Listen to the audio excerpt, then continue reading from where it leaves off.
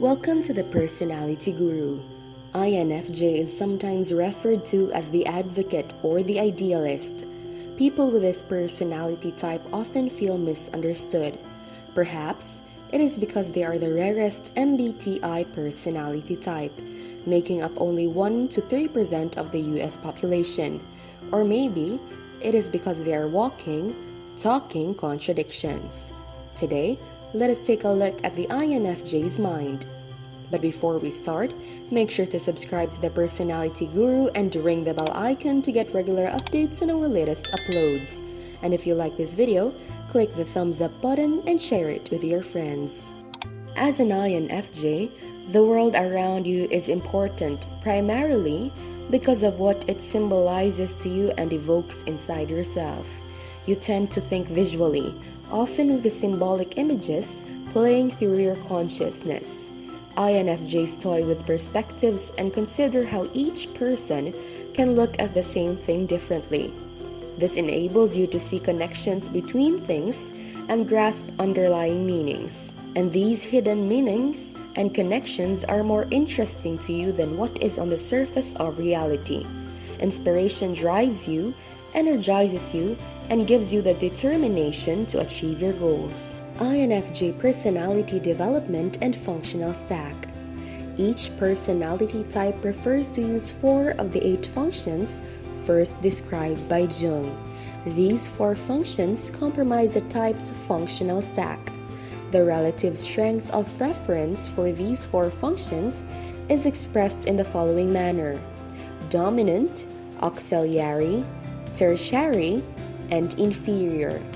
INFJ's first preference is NI or introverted intuition, followed by FE or extroverted feeling, TI or introverted thinking, and SE or extroverted sensing, respectively, and this is depicted in the arrangement of their functional stack.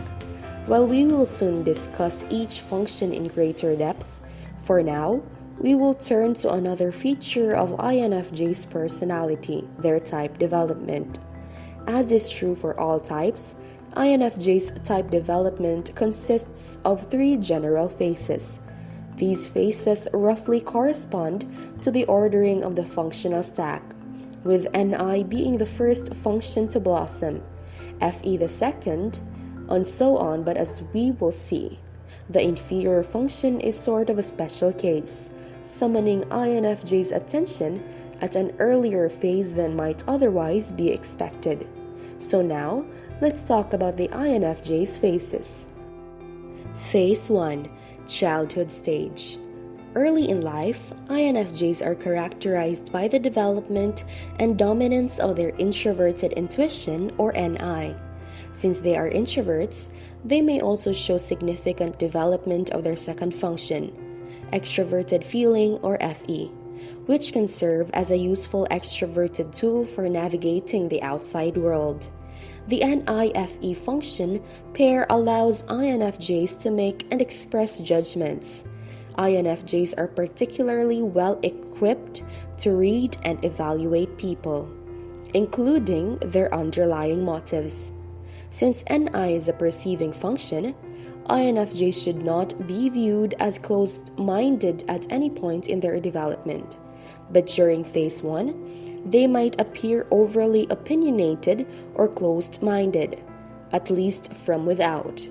Even if their judgments are precautiously accurate, phase 1 INFJs may lack some discernment regarding if and when it is best to express those judgments. Moreover, their NI-FE conclusions have yet to be honed and tempered by their tertiary TI or introverted thinking, making the INFJ more reluctant to carefully review or revise them. Phase 2. Adolescent stage.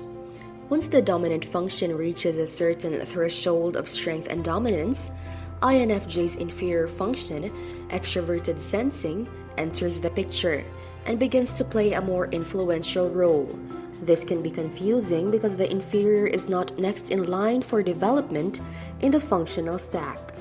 The inferior's undue influence derives from its bipolar relationship with a dominant function. As I've discussed elsewhere, the inferior function is the primary culprit in unwise career and relational decision making.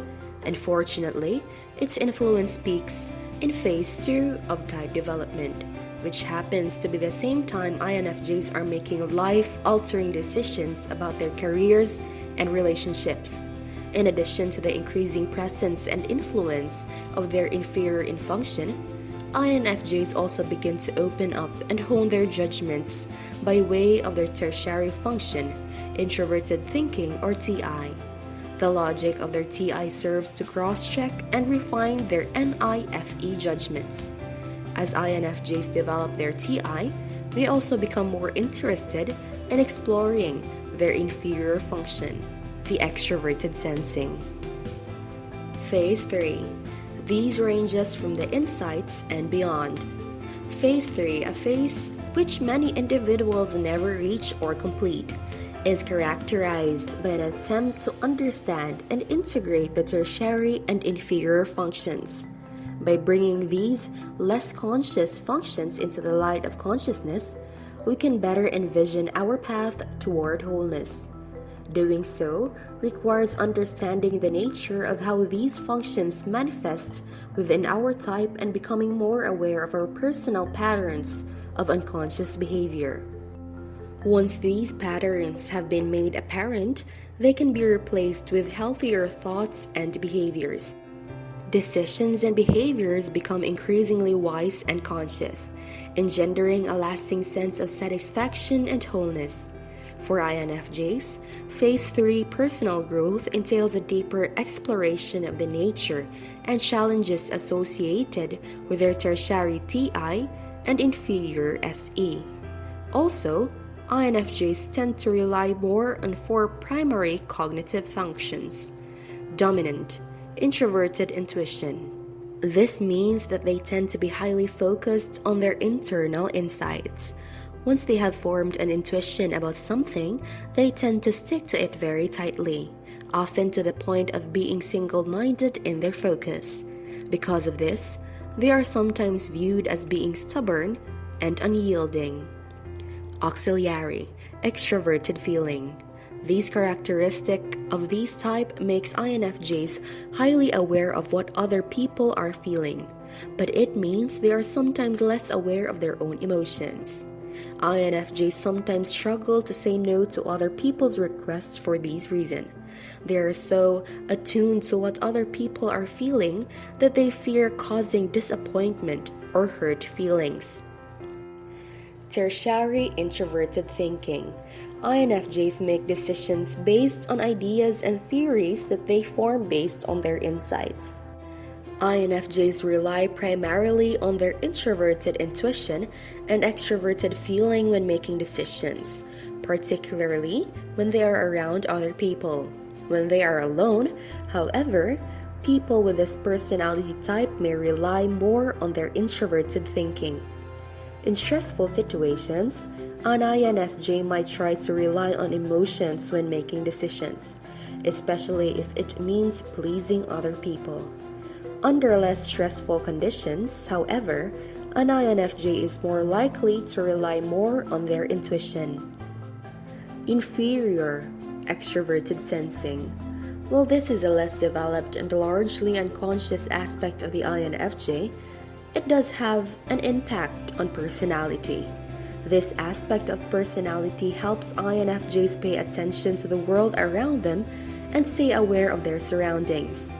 Extroverted sensing also helps INFJs better live in the present moment, rather than simply worrying about the future. This aspect of personality also helps INFJs appreciate physical activities such as hiking and dancing. And that is it from us. If you enjoyed the video, make sure to give us a like and share it with your friends. Subscribe to the Personality Guru for more amazing videos. Don't forget to ring the bell icon to stay updated with our content. See you in the next video.